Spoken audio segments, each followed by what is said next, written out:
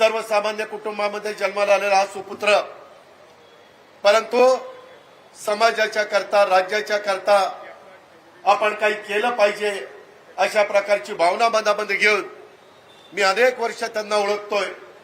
मगाशी जातीच्या वक्त्यांनी सांगितलं तशा प्रकारे कुठेही शेतकऱ्याच्या एखाद्या खोली मिळाली, एखादं पोपट असलं तरी त्या पोपटामध्ये महादेव जानकर झोपू शकतात, तिथंच आंघोळ करू शकतात, सकाळी तिथंच भाकरी खाऊन आपल्या कामाला लागू शकतात.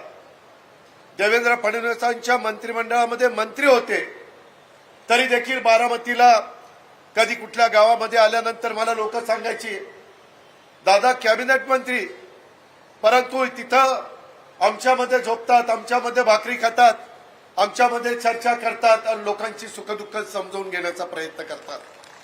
अशा प्रकारचा उमेदवार महायुतीनं तुम्हाला दिलेला.